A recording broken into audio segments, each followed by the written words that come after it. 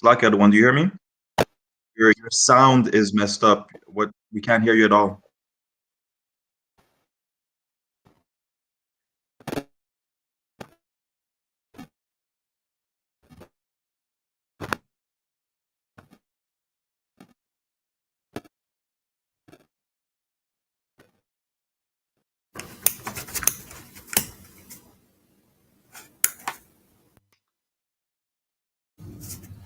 Yeah, sounds better now. Oh, Slack, we still can't hear you.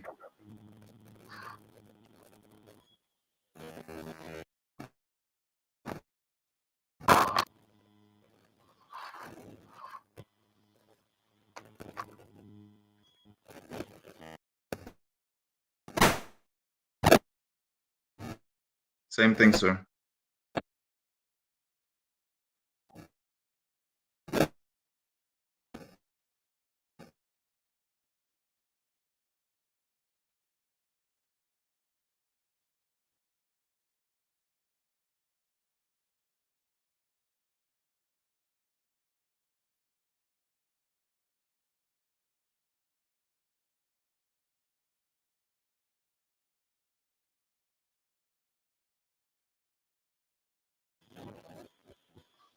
Shalom, shalom, testing, testing. Can you hear me? Yeah, now we can hear what you're saying, but it's very scratchy, sir.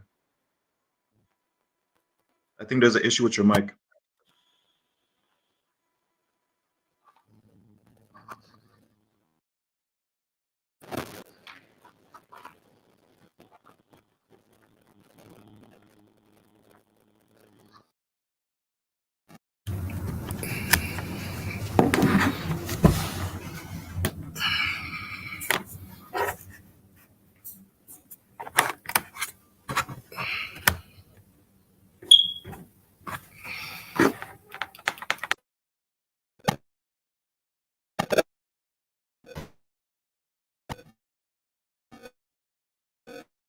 When you unplug the mic was to Wab, I think you plugged it back in. It's doing the same sound again.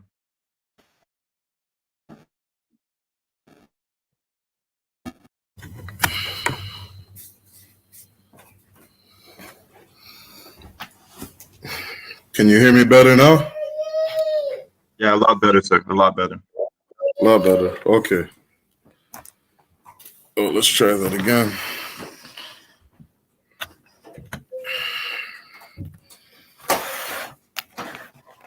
I'll start that over. Shalom, shalom. Yahweh Hashem Yashai Barakatham, Trooper Satham. Tawada for tuning in. Shalom, Yahweh Hashem Yashai Barakatham to all the Akim, which means Yahweh bless you in the name of Yahweh Shai. And Yahweh Shamar al-Thab Hashem Yashai to all the Akwathim, all the sisters. That means Yahweh watch over you in the name of Yahweh Shai. Priest and officer of 50 Shar Yawan, under commanding General YAHANNA. We are the I.S.U.P.K, which is started out of 1 West, 125th Street, Harlem, New York. Tonight is Wednesday's night law class. I got a couple scriptures, going over some of the laws that you don't learn in Christianity, some of the things that you can start doing to apply to your life or change your life. For the men and the women that are in the I.S.U.P.K, we'll go over a couple scriptures, hopefully just to clarify a couple things. And tonight, Lord allow, I will do my best to teach what the men above me have taught. So with that, let's jump right into some scripture. Trooper Satham, can you grab Exodus chapter 20 and 10 for me, Baba Kasha? No, sorry, Chris. Hey, shalom, Sister Kawapa, Yahweh Shamar al-Thab Hashem al-Shai. Thank for tuning in, sis. We're in the book of Exodus chapter 20. Exodus chapter 20 and verse 10.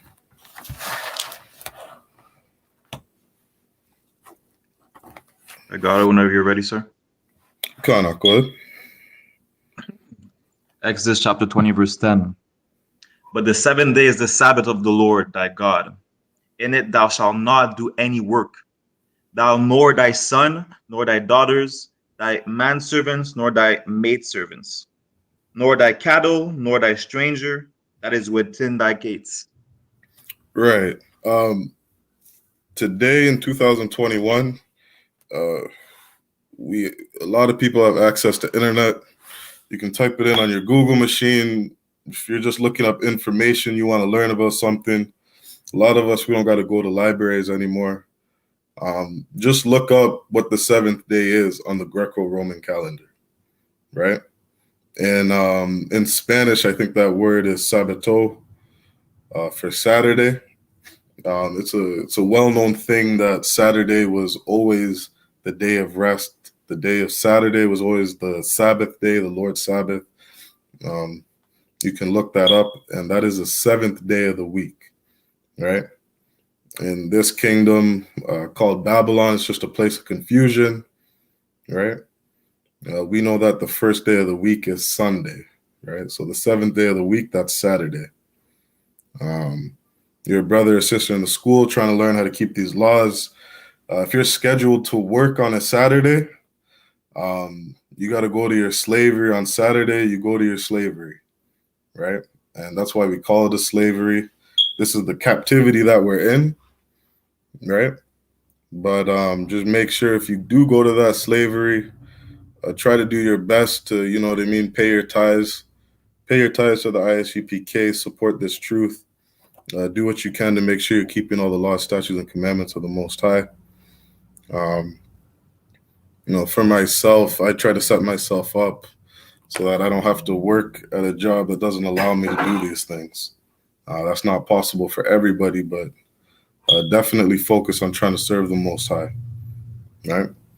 Let's grab the book of Exodus chapter 23 and verse 2. Baba Kasha.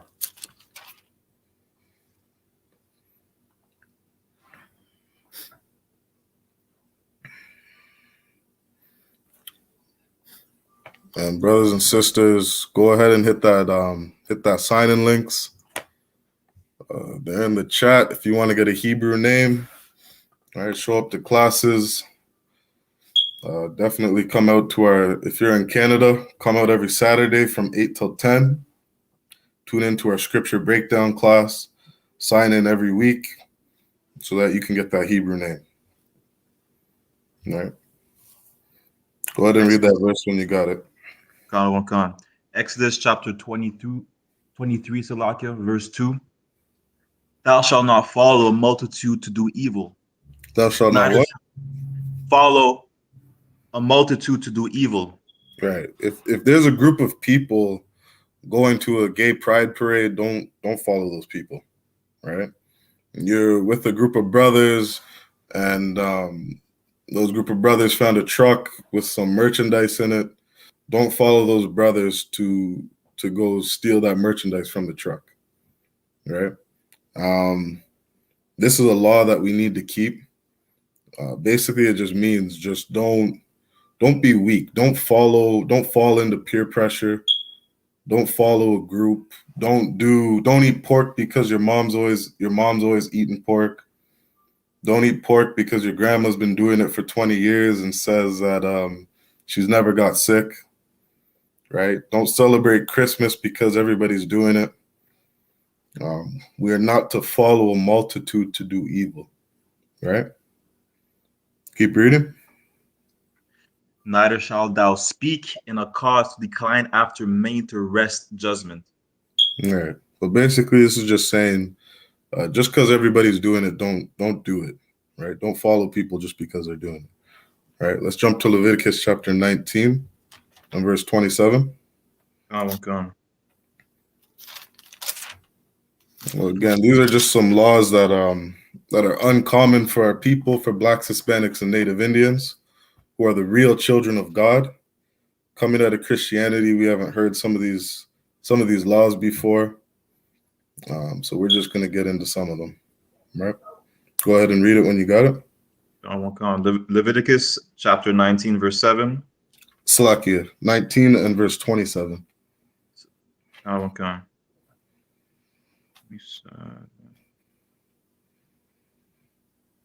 Leviticus chapter 19, verse 27. Ye shall not round the corners of your heads. Right. Neither Ye shall not round the corners of your heads. What this is talking about is getting a shape up, right? The Most High created you with a natural lining to your head. You understand? That's how all of us were created. Blacks, Hispanics, and Native Indians, you know what I mean? We got beautiful hair, beautiful facial features. That lining that's on your head, that's the way the Most High created you, right? And what this verse is talking about is not to get a shape up. You understand? Keep reading. neither shalt thou mar the corners of thy beard. Come on. And if you're a man, you're not to shave your beards, right? As for some Israelites are teaching that it's not okay to shave your head, right? Those are just some other Christian groups that don't understand the scripture. But this verse is just telling you don't get a shape up and don't cut your beard if you're a man. All right? If you read in Salaki, I don't know if that was in 2 Kings, but basically, if you're a man and you have a beard, right, that's a way of showing your masculinity. Right? There was a heathen king that, in order to shame some of the men of Israel, what that heathen king did was he shaved a couple men's beards, and he cut a hole in the buttocks of their garment. Right? This was a way to dishonor an Israelite man. This was a way to dishonor a Black, Hispanic, or Native Indian man.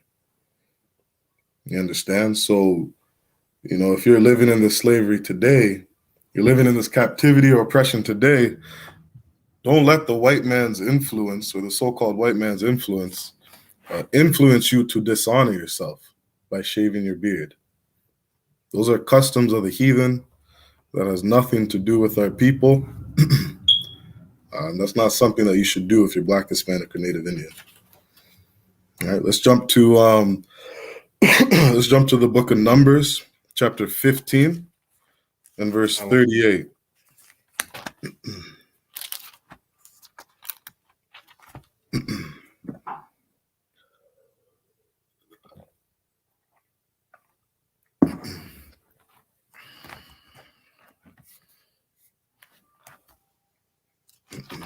Numbers 15 and verse 38.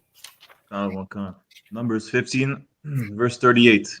Speak unto the children of Israel, and bid them that they make them fringes in the borders of their garments. That would their generation through it that their generation Salakia, and that they put upon the fringes of the border of ribbon of blue. Right. Read that one more time. I'm just going to share my screen really quick. Speak unto the children of Israel, and bid them that they make them fringes in the border of their garments through their generations, and that they put upon the fringe of the borders of ribbon of blue. God, this is something that the children of Israel are supposed to do. Right?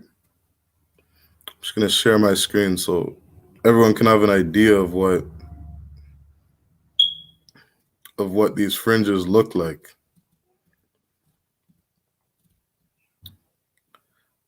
Read that for me one more time, Baba Kisha. Speak unto the children of Israel, and bid them that they make them fringes in the borders of their garments throughout their generations, and that they put upon the fringe of the borders of ribbon of blue. Right. This picture that I have up. Let's see if I can make that bigger. It's no sweat. Salakia, Trooper, can you see that image okay? Maybe I can if I can zoom in a bit.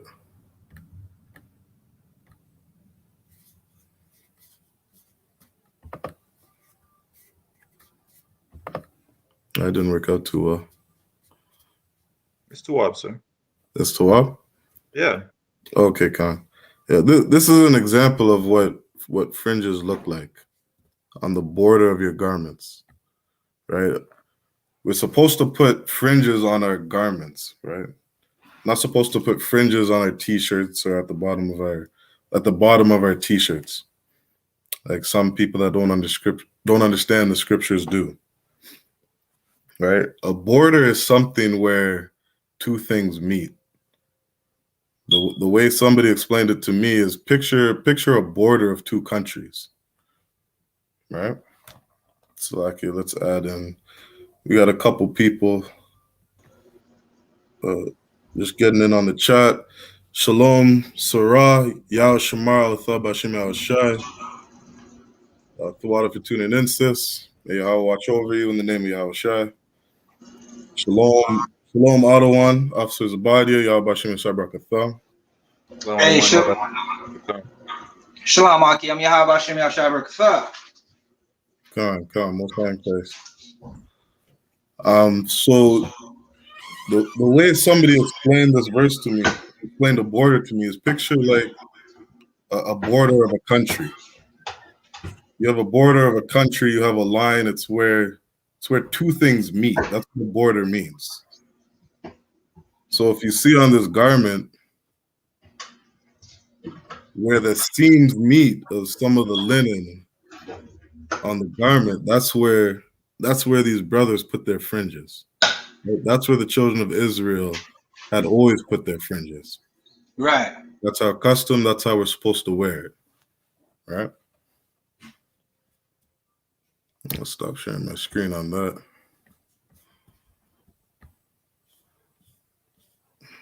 So that's what a border is, and that's what those fringes are supposed to look like. All right. Let's jump to Numbers chapter 27 and verse 16. Gone. So Salaki, again, these are some verses that the Christian church, they've probably never seen in their life. Right? We're just gonna bring some of these out. These are some of the things that we can do to just change our daily lives. Right? Some of the dietary laws, some of the feast days, some of the things we celebrated, who to vote for, who not to vote for, how to find good leadership, right? The Bible says that these laws are our wisdom in the sight of the nations, right? These nations would look at us and say, surely this is a wise and understanding people. You understand? Like these laws are here to govern us. They are here for the betterment of our nation. They teach us how to be good brothers, how to be good sisters, how to be good fathers, good mothers, good husbands, good wives, right? And this is what the Black, Hispanic, and Native Indian community needs. This is what we're lacking in our communities today. Shalom, Officer Yerad, Yahweh Shem Shabrakatha.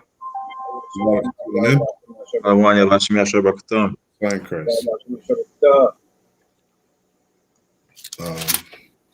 So, Salaki, we were in Numbers 27:16, sir. Kana. I got it if you want it. 27 and 16.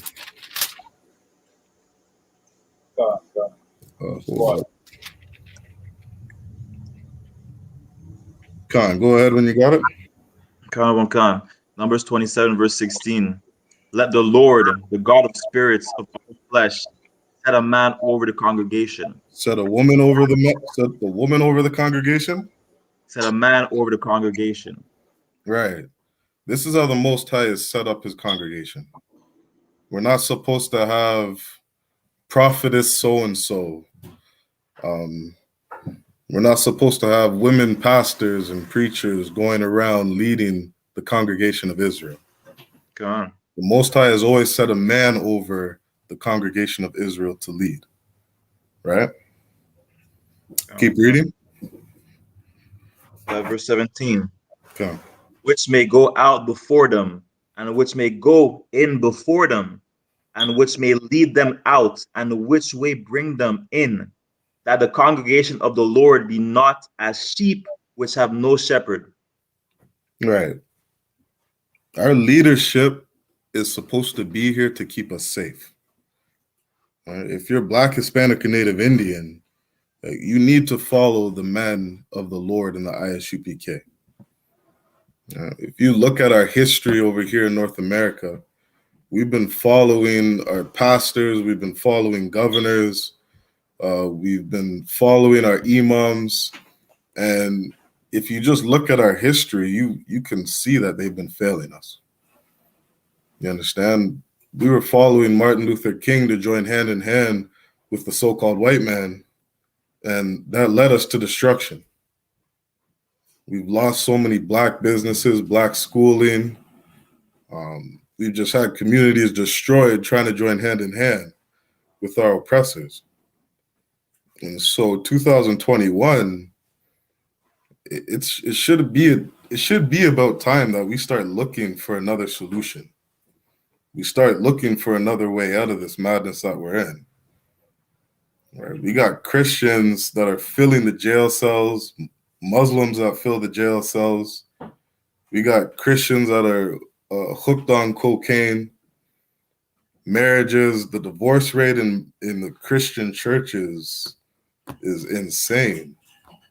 Right? It's time that we start looking for another way or for new leadership to keep us safe. Right? And every brother and sister that's in the I.S.U.P.K, you already know, being in the I.S.U.P.K is not like anything that we've ever experienced outside of here. You're not going to know what it's like being in the I.S.U.P.K unless you join. We get so much counsel on how to live our lives, counsel on how to raise our kids, how to be good husbands, how to be good people, how to be good brothers and sisters. And that's what Blacks, Hispanics, and Native Indians are lacking today, good leadership. All right? Let's jump to Deuteronomy chapter 7 and verse 3.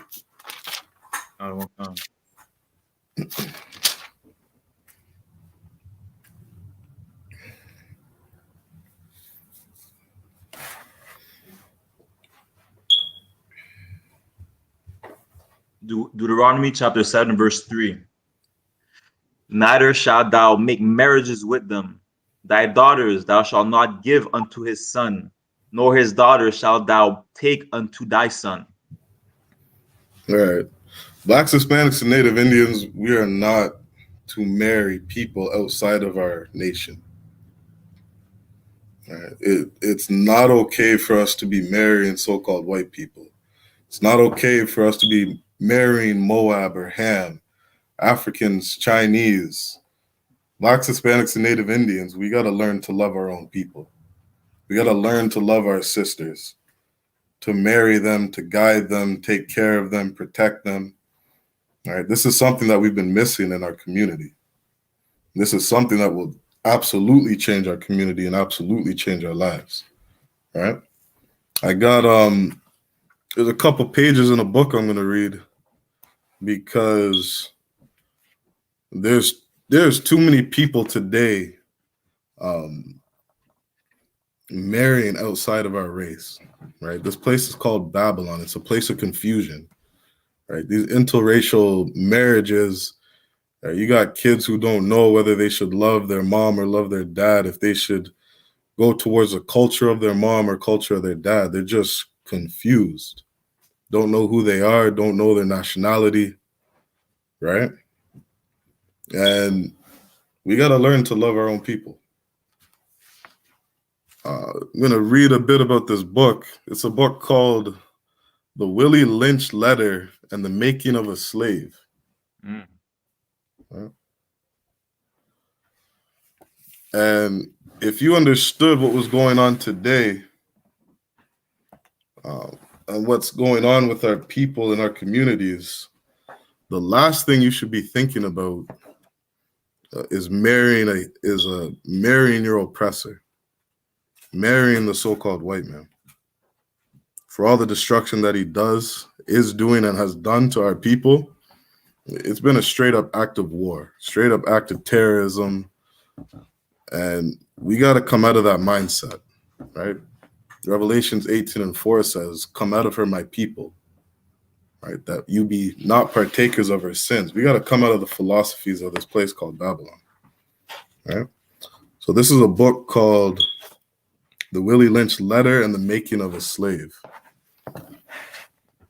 And it says, "Gentlemen," and Salaki, I'm not going to read the whole thing, just a couple pages in here, just so you have an idea of what these sick people have been doing to us, right?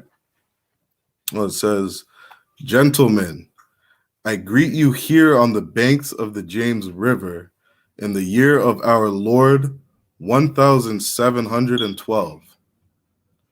First, I shall thank you, the gentlemen of the colony of Virginia, for bringing me here.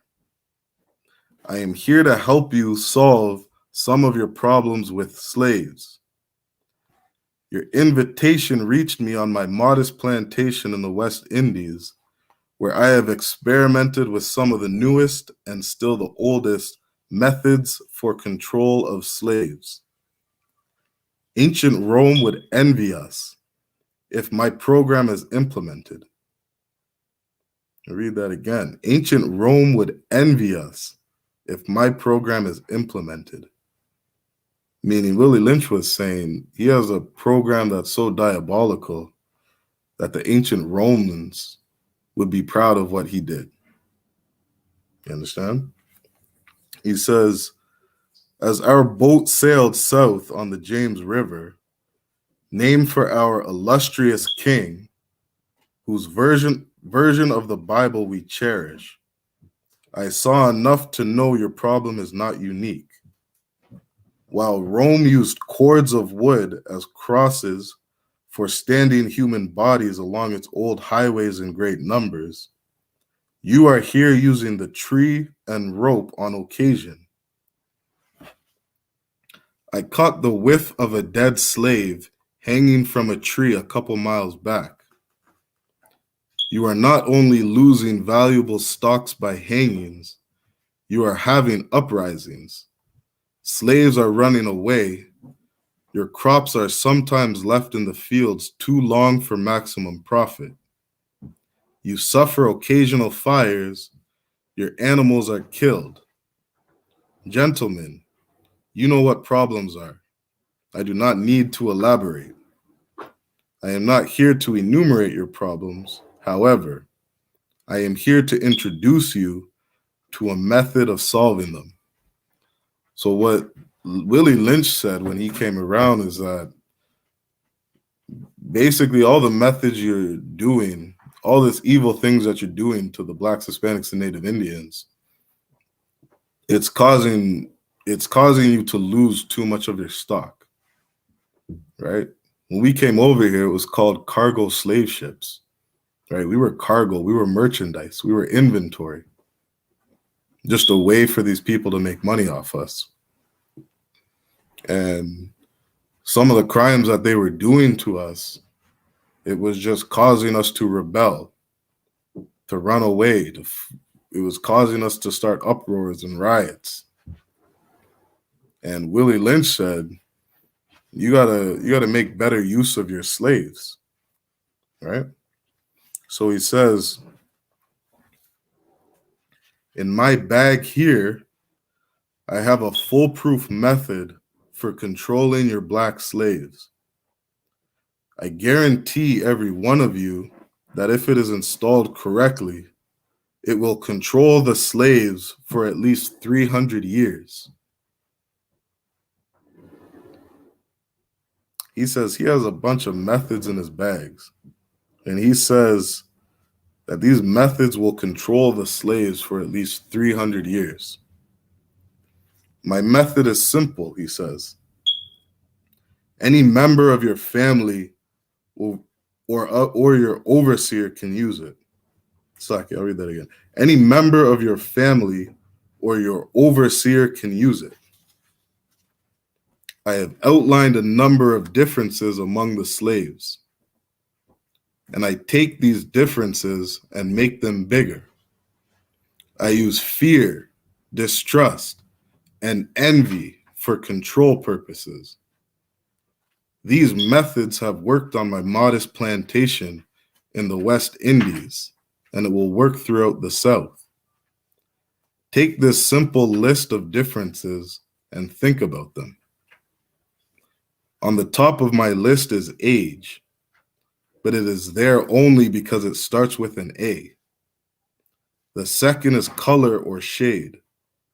There is intelligence, size, sex, size plantations, status on plantation, attitude of owners, whether the slaves will live in the valley, on the hill, east, west, north, south, have fine hair, coarse hair, or is tall or short. Now that you have a list of differences, I shall give you an outline of action.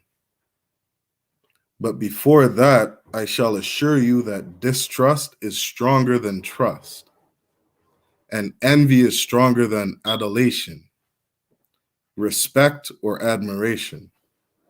Now read that last part again. Listen closely. Damn right, sis. Esau is on another level of diabolical. And Salaki, if any officer wants to tune in, or Trooper Satham, please go ahead and tune in. Good, sir.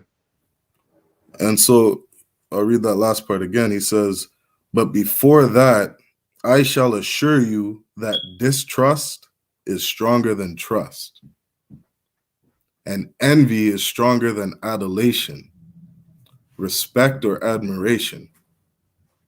The black slave, after receiving this indoctrination, shall carry on and will become self-refueling and self-generation for hundreds of years, maybe thousands. Keep reading. He says, don't forget, you must pitch the old black male versus the young black male, and the young black male against the old black male. You must use the dark-skinned slaves versus the light-skinned slaves, and the light-skinned slaves versus the dark-skinned slaves. You must use the female versus the male, and the male versus the female. You must also have your white servants and overseers distrust all blacks, but it is necessary your slaves trust and depend on us. They must love, respect, and trust only us. Meaning, part of Willie Lynch's plan here was to turn blacks on each other. He was teaching blacks to hate themselves, to hate each other, and to trust their oppressor. And if you're listening closely, I hope you can see the parallel to what's going on today in our communities. Right? We joke around and say a lot, if I read this Bible, or if I let the oppressor read the Bible and teach you these scriptures, more than likely you're going to listen to him. Right? And that's some really sick and twisted thing. You see a group of black men teaching on the street, you want to walk by and run by and not listen to what they have to say. But you see a white man in a suit and tie, it's like he has all ears. You understand? Almost done. One more paragraph and I'll end on that. He says, gentlemen, these kits are the keys to control. Use them. Have your wives and children use them. Your wives and your children. Never miss an accuracy. Never miss an opportunity. If used intensively for 1 year, the slaves themselves will remain perpetually distrustful. Thank you, gentlemen. This speech was delivered by a white slave owner, William Lynch, on the banks of the James River in 1712. Right? And I'll stop there on the book. Salakia Trooper, can you read that verse again? Gone.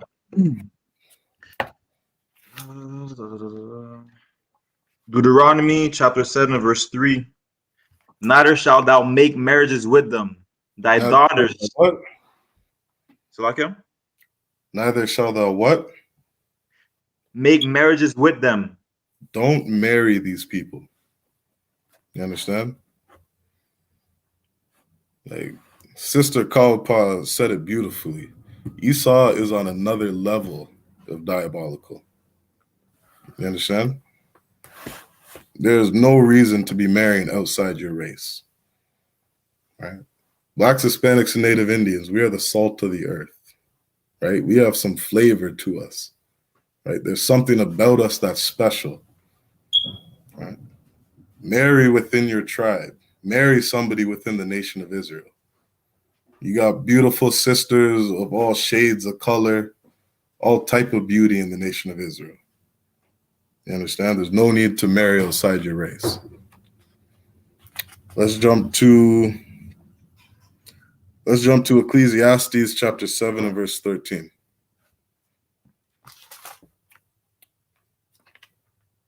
Oh, Salakia. Yeah, Khan, go ahead. Ecclesiastes 7 and verse 13. Go. We can jump there. Ecclesiastes chapter 7, verse 13. Khan, go ahead. Consider the work of God, for who can make that straight which he had made crooked? Right. Like Sister Kalpa said, Esau is diabolical. And there's nothing you can do to change his character. There's nothing you can do to make him kind, nothing you can do to make him loving. You cannot make crooked what you cannot make straight what the Most High has made crooked. You understand? Let's jump to 1 Kings 11 and verse 2.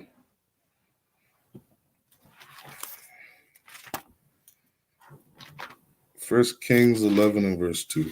Baba Kashar. Oh, God.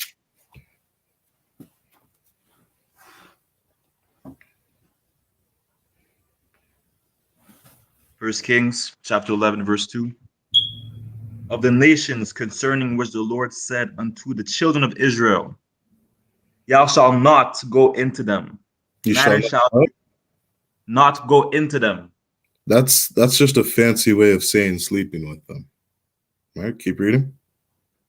Neither shall they come in unto you, for surely they will turn away your hearts after their gods.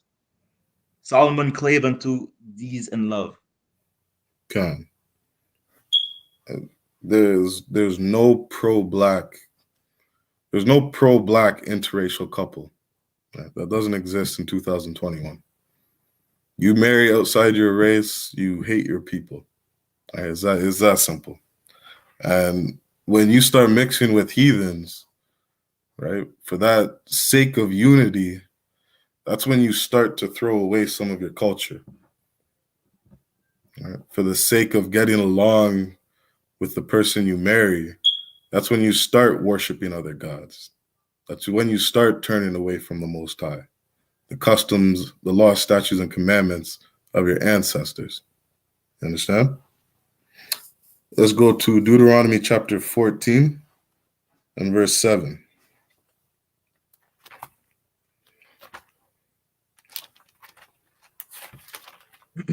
This is Wednesday night law class. We're just going over some of the laws that Blacks, Hispanics, and Native Indians need to be keeping. All right, and we do that by joining the I.S.U.P.K, learning how to keep these laws, statutes, and commandments under Commanding General YAHANNA. All right, go ahead and read that when you got it.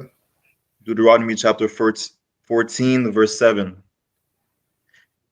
Nevertheless, these ye shall not eat of that chew the cud, or that divide the cloven hoof, Salakia, as the camel and the hare and the cunning, for they chew the cud, but divide not the hoof. Therefore, they are unclean unto you. Okay. So in Deuteronomy chapter 14, you can read through it a bit. These are just some of the laws regarding what we should be eating. right? This whole book is the record of the children of Israel, Blacks, Hispanics, and Native Indians. And we have a diet that we're supposed to follow. You understand? When you see something like chewing the cud, that's talking about things like cows or deer, lamb, sheep, goat, right? Those things chew the cud. We're not supposed to be eating things like shrimp, crab, or lobster. We're not supposed to be eating pork, bat, horse, right? You go through this book in Deuteronomy chapter 14, you'll see some of the dietary laws. You understand? Let's jump to the book of Daniel, chapter 3 and verse 10.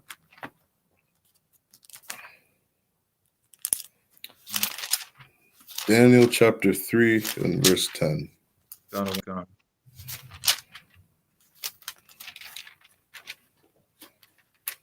Daniel chapter 3, verse 10. God. Thou, O king, has made a decree that every man that shall hear the sound of the cornet, flute, harp, sackbut, psaltery, and dulcimer, and all kinds of music, shall fall down and worship the golden image. So, Salakia, trooper, do you know what a decree is? A law. He passed a law. Khan, you could say that. I'll take that. Khan, it's a law. But more what I'm getting at, a decree is like it's like a pledge. It's like you're putting something out that you're promising to do, or you're pledging to do, or you're standing on your ground, saying that I'm going to do this. Right? So what do you think this verse is saying here? If I understand it properly, the king Nebuchadnezzar, he passed a decree saying that when you hear these instruments, you shall fall down to your knees and worship the golden image of whatever God he's worshiping. Khan. And so what do you think that looks like in 2021? The Christian church, the Muslim mosque, so forth. And how would you make a decree to the Christian church? Salaki, sir? Could you ask me that? How would you make a decree to the Christian church? Or what does that look like? Because it's talking about music playing. The choir. Like myself, I went to when I was younger, still in the word, I went to a Protestant church. They would always have a choir before the preacher. And what decree were you making in that choir? Or while you were singing? They were singing to whatever God they worshipped. It's like they were singing to the white Jesus. Khan, that's not bad. Yeah, that's not bad. What I'm more trying to get at today is I think everybody in the chat here, pretty sure everybody is out of Canada. We got sisters from Montreal. I think both sisters are from Montreal. A decree, what this looks like today is singing "O Canada." Con. We would be looking at the flag, the Canadian flag. We'd be pledging our allegiance to Canada. Right. One of the things that how's that go? What do they say? God keep our land. You understand? In the I.S.U.P.K, we know that we are praying for the destruction of this place. Right. So you got kids that are going to school. You make sure that they are not singing the Canadian anthem. That's against our law. It's unlawful for us to pledge our allegiance to the Canadian flag. It's unlawful if you're in the States, for your kids or yourself to be pledging your allegiance to the American flag. You understand? And these brothers in this time, right, they understood that, and they didn't bow down to that golden calf. They didn't bow down to that golden image. They didn't worship the flag of Nebuchadnezzar. You understand? Con. Come, Most High in Christ. Let's jump to the book of Deuteronomy, chapter 16 and verse 1.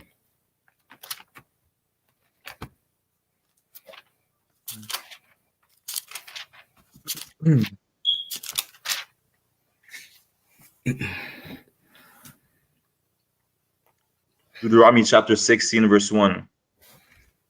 Observe the month of Abib and keep the Passover until the Lord thy God. For in the month of Abib, the Lord thy God brought thee forth out of Egypt by night. Right. If you're in the I.S.U.P.K, you know that we just got finished celebrating the Passover. Right. It was a glorious event. I've liked probably 1,000 pictures in the last 5 hours. Right. Just sharing a historical moment, right? The Passover is a beautiful thing. Right now, we're celebrating the Feast of Unleavened Bread. But this is one of our laws. This is one of the things that we're supposed to be doing if you're Black, Hispanic, or Native Indian. You can read about the Passover in the book of Exodus.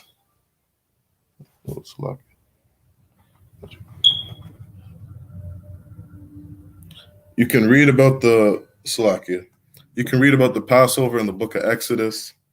You can read more about it in Exodus 12. That'll tell you a lot about what went on. But basically, during that time, the Africans were in rulership. And the children of Israel, Blacks, Hispanics, and Native Indians, while they were dwelling there, they started to grow in number. They started to become more powerful as a nation. And as they became more powerful, the king of Egypt enslaved our people, right? He had us building all those pyramids that you see out there today, right? Making large bricks and stones. Basically, we're in slavery there. And while we were there in slavery, we wanted to worship our power. We wanted to keep his feast days. Pharaoh wouldn't let us do it. And so the Most High basically slaughtered the Egyptians. He slaughtered the firstborn of all the Egyptians, right? So that Blacks, Hispanics, and Native Indians could be free. You can read in Leviticus 23 about some more of our feast days that we're supposed to keep, right? The high holy days that we're supposed to keep. You can find that in Leviticus 23. This is something that we're supposed to be doing. All Blacks, Hispanics, and Native Indians, and we should be teaching our children to do it. You understand? Let's jump to Jeremiah chapter 10, verse 1.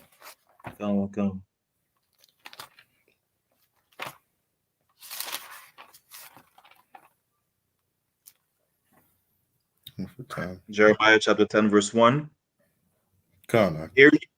Hear ye the word which the Lord speaketh unto you, O house of Israel. Read that again. Hear ye the word which the Lord speaketh unto you, O house of Israel. All right, keep reading. Thus said the Lord, learn not the ways of the heathens, and be not dismayed at the signs of heaven, for the heathens are dismayed at them.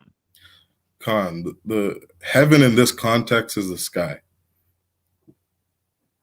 And the signs of heaven are things like astrology, or all those zodiac signs.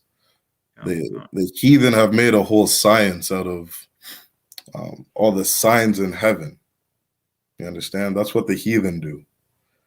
And we're not supposed to be dismayed at them. We're not supposed to be impressed or focus or worry about those signs of heaven, right? We're not supposed to worry about the stars coming together and forming what looks like a lion in the sky.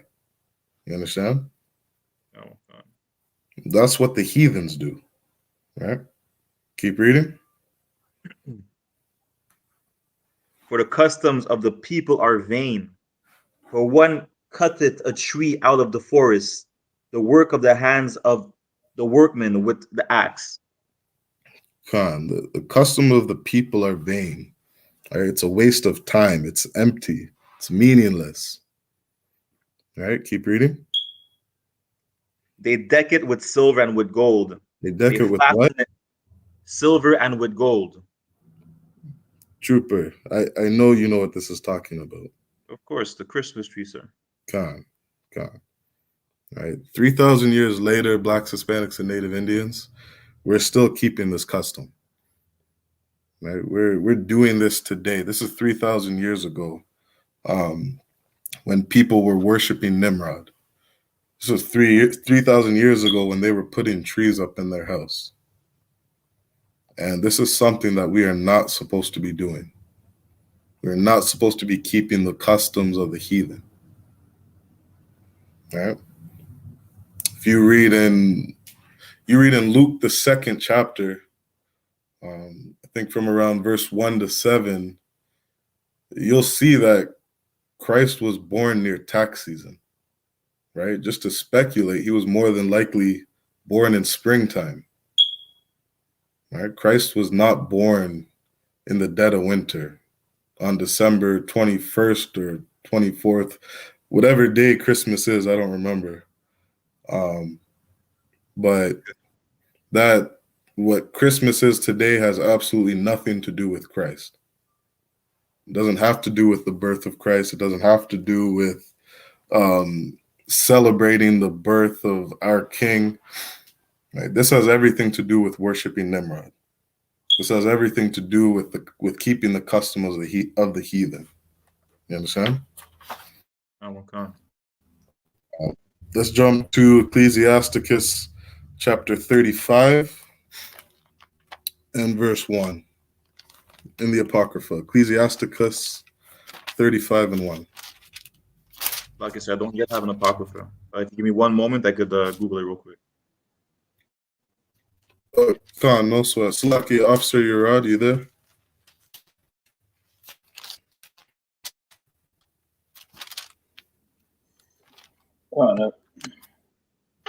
Khan, can you grab Ecclesiasticus 35 and 1 for me? This is the book of Ecclesiasticus, chapter 35, and verse 1. And reads, He that keepeth the law bringeth offerings enough. Khan, if you keep the law, that's offerings enough. Right?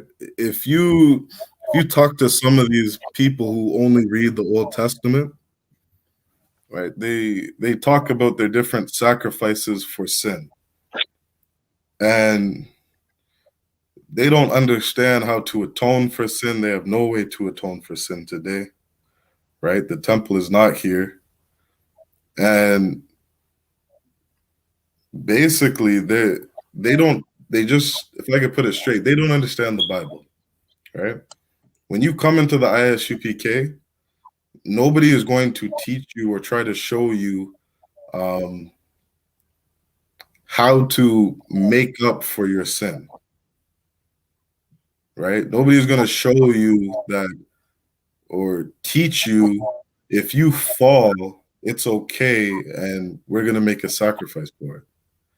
When you come in the I.S.U.P.K, we teach you to keep the laws. We teach you to be perfect. Right? That's what Christ requires us to do. That's what Christ taught us to do. That's what the Most High requires us to do. And it's, if you keep the law, that's awesome. If you would just listen, the Most High would be pleased. All right? If you imagine, if you have kids, if your child came up to you first thing in the morning and said, Daddy, today I'm going to do everything you say. Daddy, I'm going to listen to everything that you tell me to do. That's a peace offering, right? That offering is enough, right? Keep reading. Connor. He that taketh heed to the commandment offereth a peace offering. Khan, if you would just listen to the Most High, that's a peace offering, and that offering is enough. All right. Trooper Satham, can you grab Exodus chapter 15 and verse 26, Baba Kasha? Come on. Chapter 15, what verse, Salakia? Verse 26. Come on.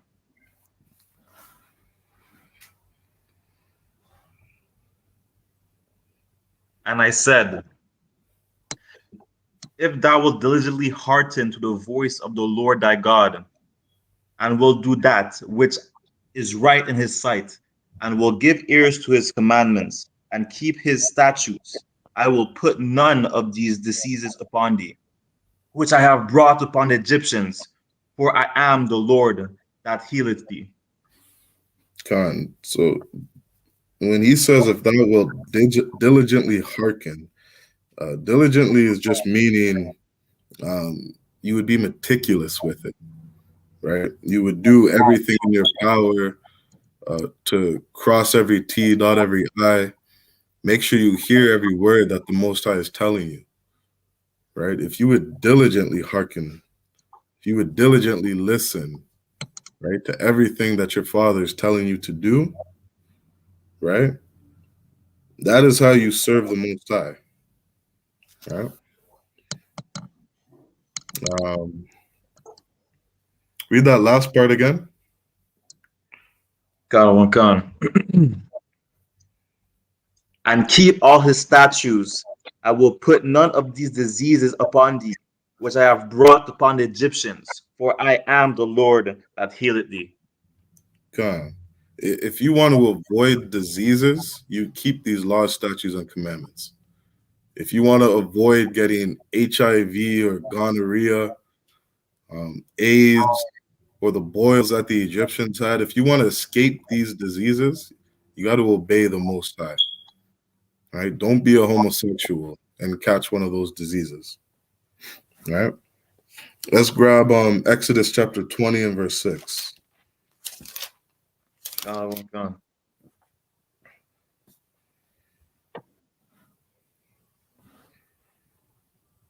Exodus chapter 20, verse 6. And shewing mercy upon thousands of them that love me and keep my commandments. The Most High will show you mercy if you keep these commandments. There's some brothers today who are battling some serious charges in court. You understand? And if you want to receive mercy from the Most High, right, you got to listen to him. You got to obey him. You keep messing around and sinning, doing things you're not supposed to. Eventually, you're going to get caught. Eventually, you're going to get punished. You understand? The Most High is a God of mercy, right? He gives you chances. He gives you opportunities to repent and change your life. But if you continue to sin, eventually you're gonna live a life that leads to death. You want mercy from the Most High, you gotta seek repentance and you gotta change your life and obey him. If you would obey him, if you would obey the Most High, you would receive mercy. Let's jump to Isaiah 8 and verse 20.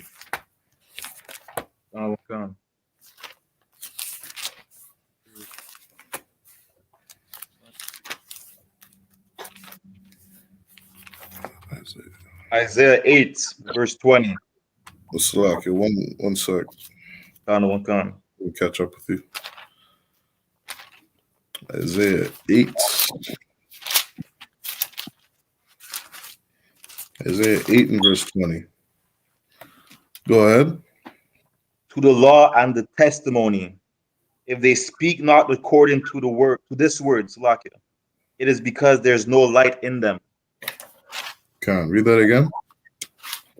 To the law and to the testimony, if they speak not according to this word, it is because there is no light in them.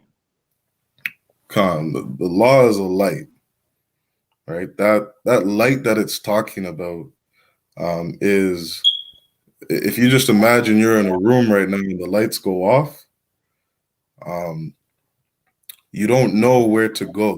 You don't have any direction, right? That light in that context is saying you.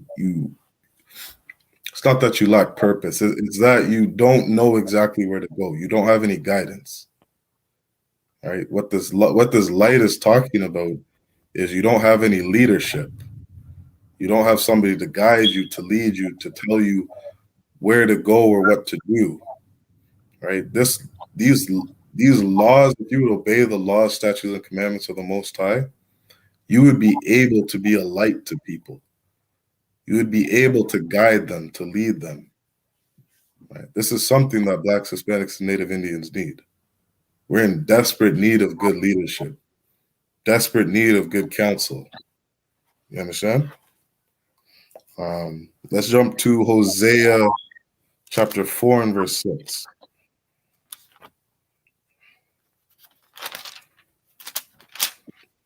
Book of Hosea chapter 4 and verse 6.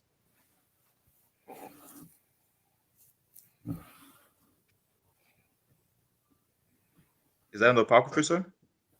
La'a. It's before, I think it's just before Obadiah. Hosea is right after Daniel. One count. I think it's after Daniel. Yeah, after Daniel. Hosea, one count. Can you repeat the verse and the chapter? Hosea chapter 4 and verse 6.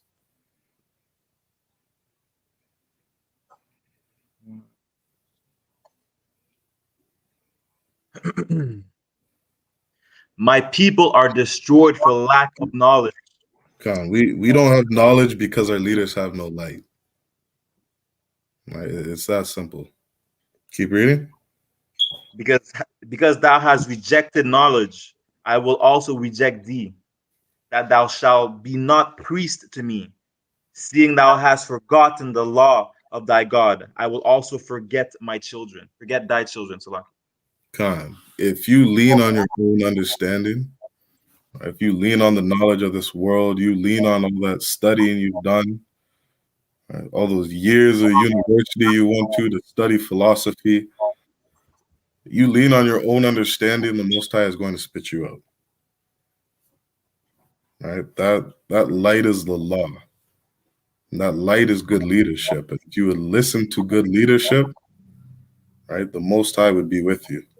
Let's jump to Proverbs 11 and verse 14. Come. Proverbs 11.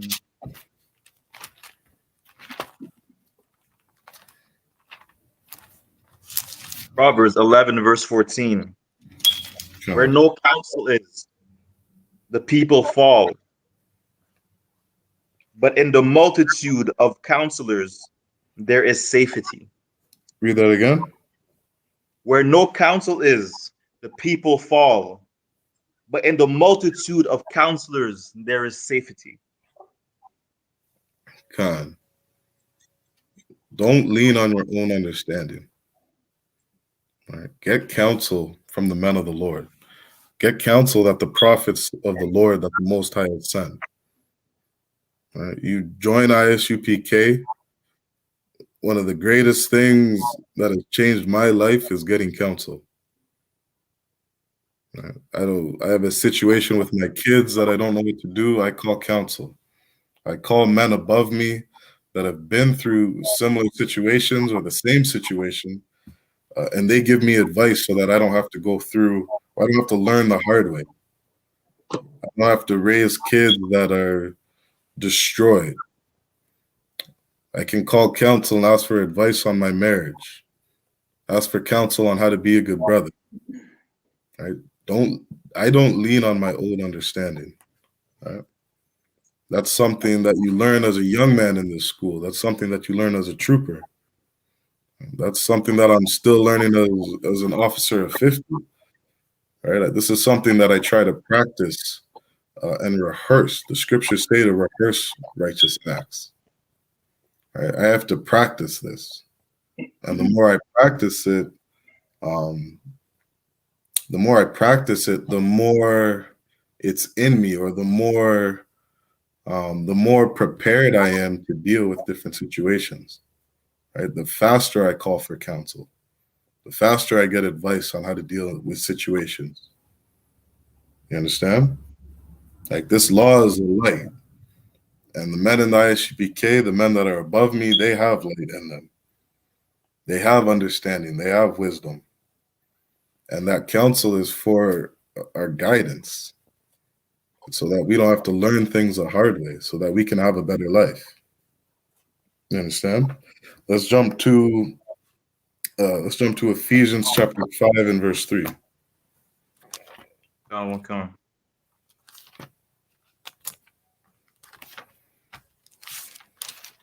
If I could advise people in the I.S.U.P.K, don't think for yourself. Call counsel. You got a problem, call counsel. You want to learn how to love your wife, call counsel. You want to learn how to be a good brother, call counsel. All right, we gotta be born again. We gotta wash our minds of the philosophies of this world. All right, coming out of Babylon, being brand new, right? being baptized with fire through the furnace of affliction, washing our minds with the word. Right, we got to change the way we think, literally, so that we can have better lives. You understand? Okay. Go ahead and read that. Ephesians chapter 5, verse 3. But fornication and all uncleanness or covetousness, let it not be once named among you, as becometh saints. Keep reading. Neither filthiness, nor foolishness talking, nor jesting, which are not convenient, but rather giving of thanks. Okay. What this verse is saying is basically we need to keep the law, statutes, and commandments.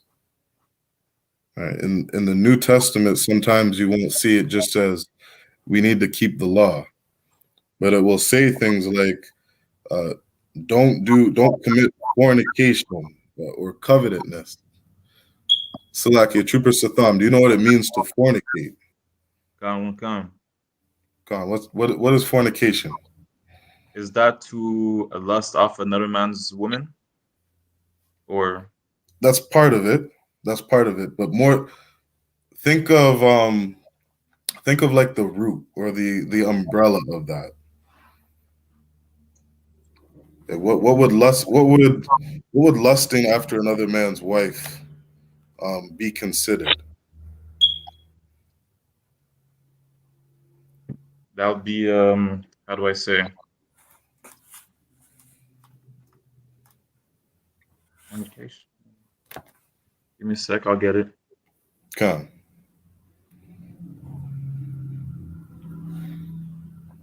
Breaking the law?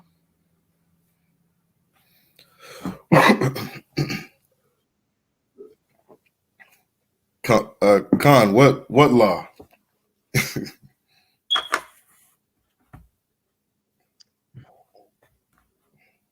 I'll give you one more chance, and I'll say. Okay. And this is just to help you think. Just get your mind going, right? Make sure you're tuned in. You're paying attention, taking notes, right? Let this stuff sit in.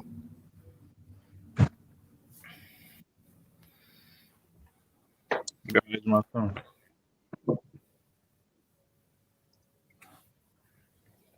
I fold. God, no sweat. Fornication is unlawful sex. God, look, that's yeah. I had it. God, you were close. God. Shalom, Trooper Sakad, Yabashim and Shabrakatha. What's going on, warrior? Shalom, your way or Yahweh. Salakia, I think you already debated my camp leader, Officer Aban. I don't know if you're the brother that said you were going to cut your tongue out if you lost the debate. If that's not you, my bad. If you want to debate the general, you can go ahead and call Cross the Line Radio, set up a debate. I'm sure those brothers will be more than happy to debate you. I don't think anybody's running or scared or worried about what you have to say. But call in, cross the line, and hopefully you can get that debate you're looking for. But anyway, back to the class. It says fornication is unlawful sex. I'll leave that alone. Fornication is unlawful sex, basically. And in the Christian church, you're gonna hear things like fornication is having sex before marriage, right? Having sex before you sign a government piece of paper, letting the government know that you're committed to a woman, or you're a woman committed to a man. You understand? But you read the scriptures, you know that sex is marriage. So that can't be fornication. Christians just don't understand the Bible. They don't understand what they're reading.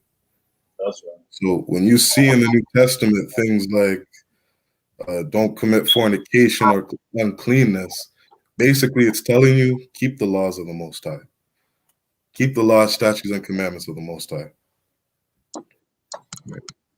Fornication, unlawful sex, that's things like Warrior Sapam said, lusting after another man's wife, right? That's unlawful. That's men sleeping with men, women sleeping with women. You can't sleep with your mother's sister. You can't sleep with your wife's, or you can't sleep with your daughter, right? You can't sleep with animals. Those type of things are unlawful sex, right? And that's what you'll see in the New Testament called fornication. Let's jump to John chapter 9 and verse 31. And Salakia, to that brother in the chat, I'm pretty sure you're out of Montreal. I think Officer Aban would be more than happy to debate you. I think you guys were supposed to have another debate. If you want, I'll give you my email address. You can send me an email and I will see if we can get a debate set up for you. So like the other one, you said 1 John chapter. Slakia, we're going to John chapter 9 and verse 31.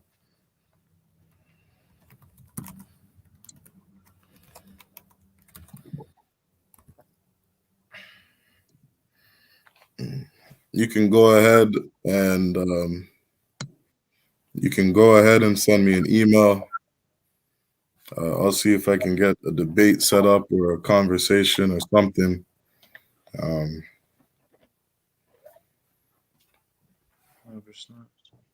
I would encourage you, just be humble. Be humble about debating.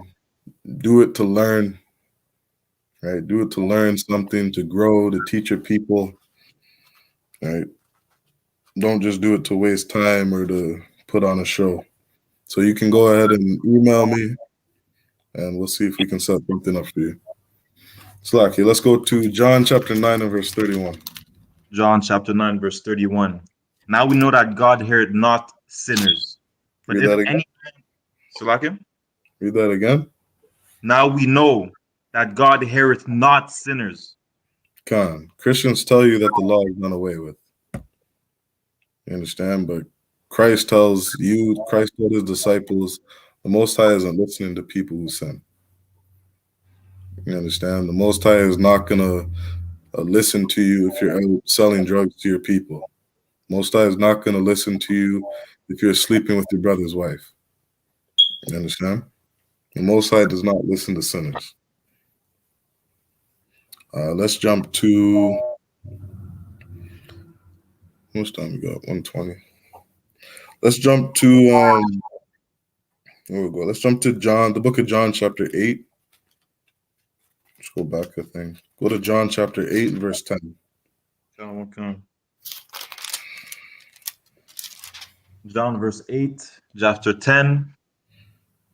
When When Yahushua had lifted up himself and saw none but the woman, he said unto her, Woman, where art thou thine accuser?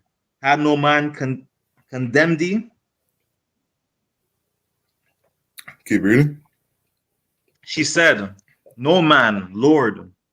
And Yahweh said unto her, Neither do I condemn thee. Go and sin no more. This is a woman who was a harlot. She was a whore. And there were some men in Israel who wanted to condemn her for what she was doing. And Yahweh told those men, he who is without sin cast the first stone. And all of those brothers were confounded. Nobody, they didn't stone the woman. And she came up to Christ, and Christ told her, stop being a whore. Change your life. You understand? He gave her an opportunity to be a different person.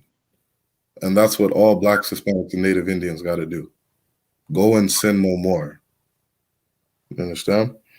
Let's grab Romans chapter 6 and verse 1. Lucky, cut off for a second. Can you repeat that for me, sir? Romans chapter 6 and verse 1.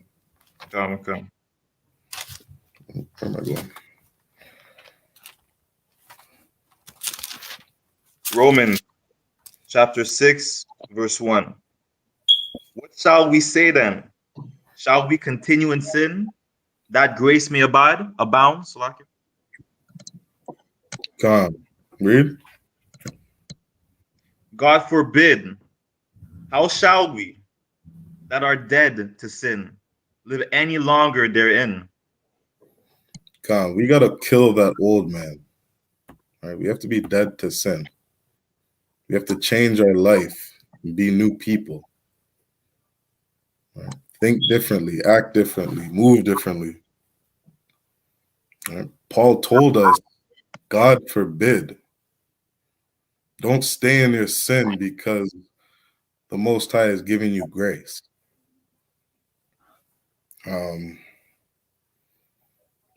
What grace is, how do I explain that? If you think of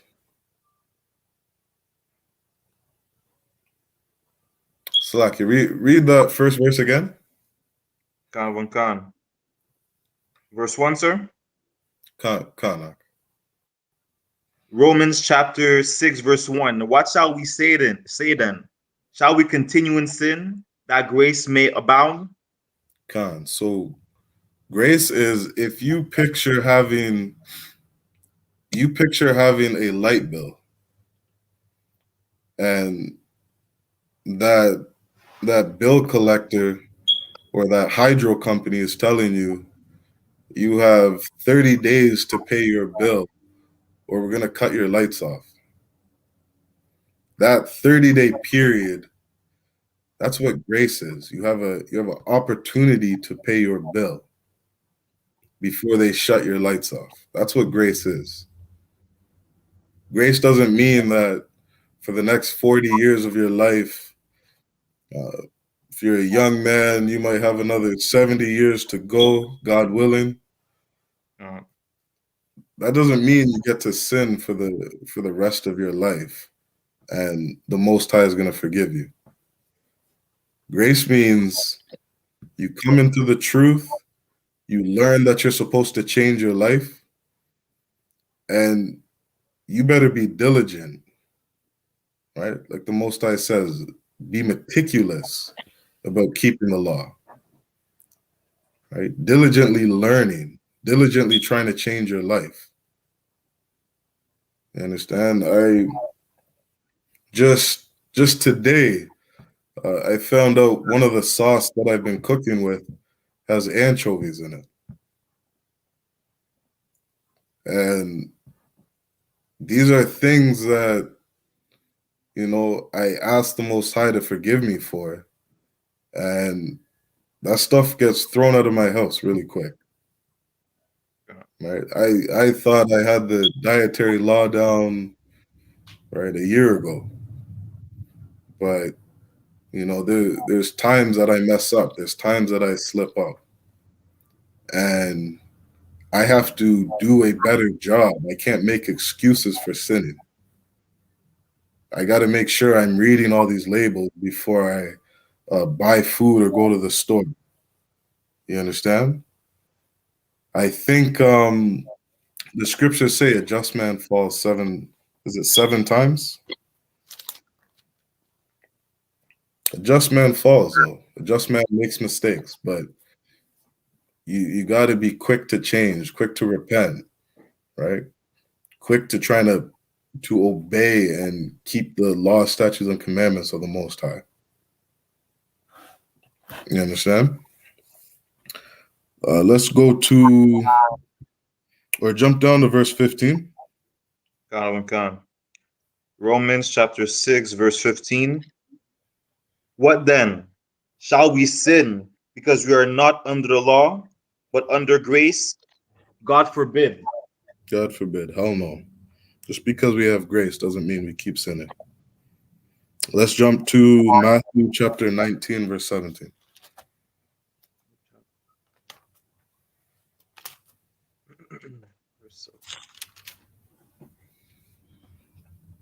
Matthew chapter 19, verse 17. And he said unto him, Why callest thou me good? There is none good but one, that is God. But if thou wilt enter into life, keep the commandments. Keep the Passover. Keep the dietary laws. Right? Don't commit fornication, unlawful sex. Right? Throw fringes on your garments. You're a man. Don't shave your beard. Don't get a shape up or a line up on your head. Understand? Christ said, keep the commandments.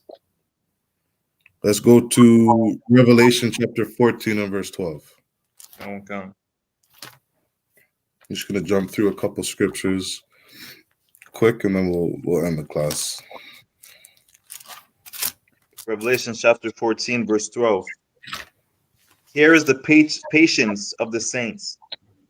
Here are they that keep the commandments of God and the faith of Yahushua. Salaki. From Genesis to Revelation through the whole book, you are always going to be told to keep the law, statutes, and commandments of the Most High. Right? The Most High does not change. These laws were good for us 4,000 years ago. They're good for us today. That's right. For all the children of Israel, Blacks, Hispanics, and Native Indians. Let's go to 1 John chapter 2. Okay. 1 John chapter 2. Salaki, so what verse? 1 John 2, verses 3 to 4. Verse 3. Okay. 1 John chapter 2, verse 3. And hereby we do know that we know him, if we keep his commandments.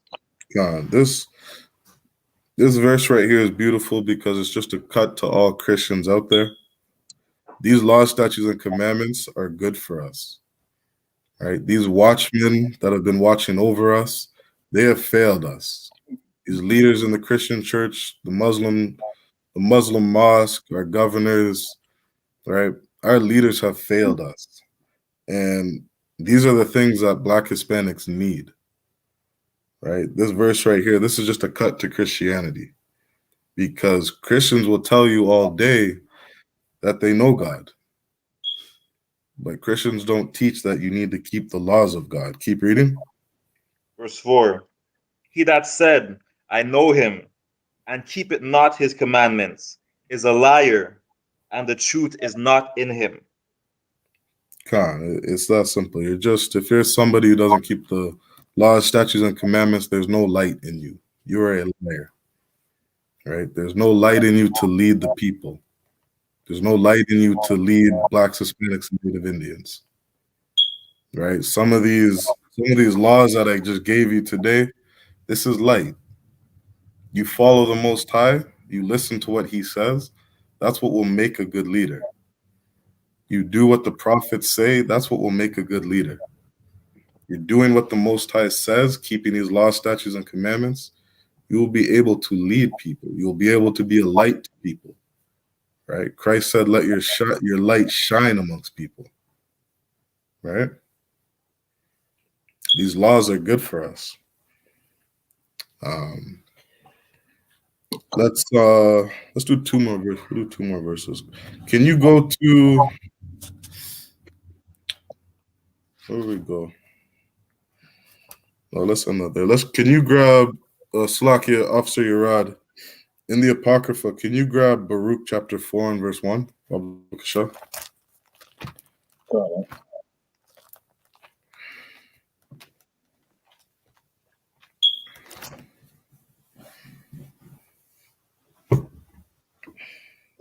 Baruch chapter 4 and verse 1, and reads, This is the book of the commandments of God,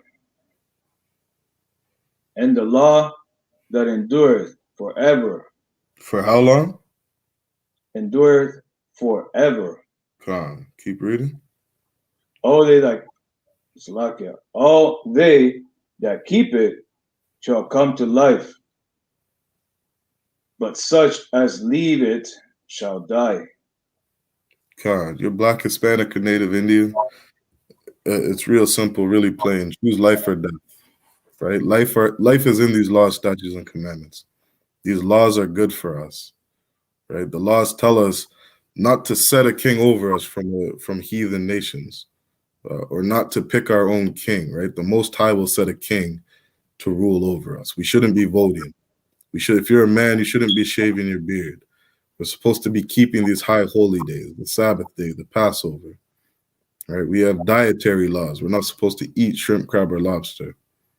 Right? These are some of the things that we're supposed to be doing. These are some of the things that are part of our culture. Right? This is what makes Israel who they are. And this whole book, this is the record of the children of Israel. This is the record of the children of God, Blacks, Hispanics, and Native Indians. Right? And this is the book of the law. Right? This is the book of the commandments of God. So with that, I'm going to end the class. Let's we're going to say the Lord's Prayer, do the security announcements, and then we'll salute out. All right.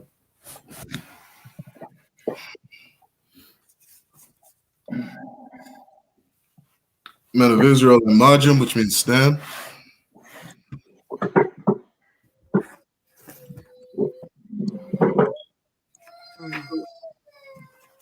Sarpan Yahakadam, which means turn and face the east.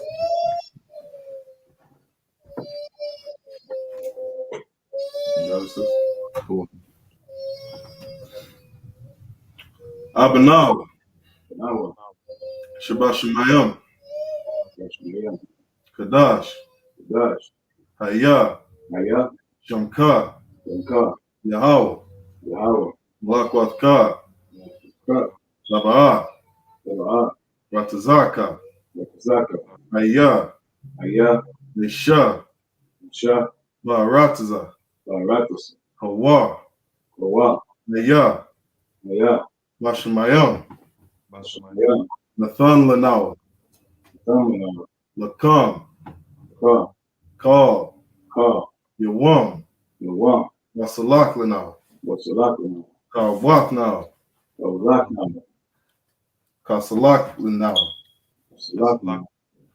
Kawak Yanawa, Slaki, Wala'ah, Tabayanawa, Nasai one, Abal, Kawashayanawa, Mayan, Rai, Naya, Lakar, Mamalakwa, Waha Allah, Waha Tha Pa'ara, Lai Wilamim, Aban. In English, what we just read, Our Father which art in heaven, hallowed be thy name, Yahweh, thy kingdom come, thy will be done in earth as it is in heaven. Give us this day our daily bread, And forgive us our debts, Forgive us our debt, as we forgive our debtors. and forgive our debt. And lead us not into temptation, Lead us not into temptation, but deliver us from evil. but deliver us from evil. For thine is the kingdom, For thine is the kingdom, and the power, and the power, and the glory, and the glory, forever so be it. forever. So be it. Most High in Christ. Men of Israel, you can serve in turn.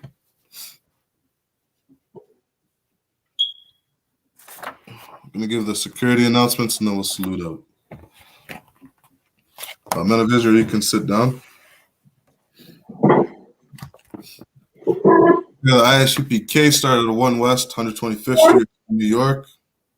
Rule for new brothers and sisters: when a new brother or sister comes into the school, they are off limits for 6 months. They are to be saluted only. They are here to shed themselves of the world. They need transportation. The teacher will arrange it. After 6 months, if a brother or sister has an interest in a particular person, he or she must get permission from the head to speak to a brother or sister. There is another 6 months in which the brother and sister will court each other. After this 6 month period, the brother and sister will get permission from the head to marry. Tithes, which is a commandment. Numbers 18 and 21, and Malachi chapter 3, verses 8 to 10. Ma'ashera, which means 10th in the Hebrew. 10% of every penny of any increase the Lord gives you, give to the treasury department or teacher. Priest fund, free will offering for priests is not mandatory. Whatsoever amount you would like to give. Upcoming holy convocations.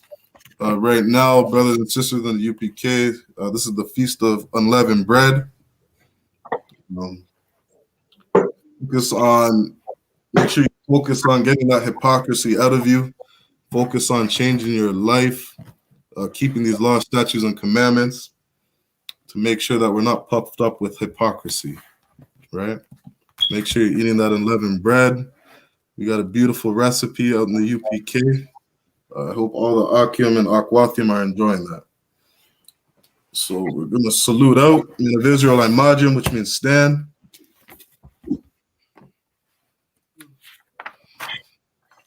We're going to give a courtesy salute to the brothers and a courtesy salute to the sisters. Men of Israel Imajim Shabbat. Imajim. Barak. Yahweh Shem Yahshua Barak. To all the Akim. Yad Yom Matah. Going to give a courtesy salute to the sisters. Men of Israel, Imajim Shabbat. Imajim. Barak. Yahweh Shamar Alatha Bashim Yahshai. To all the sisters. Yad Yom Matah. Class dismissed.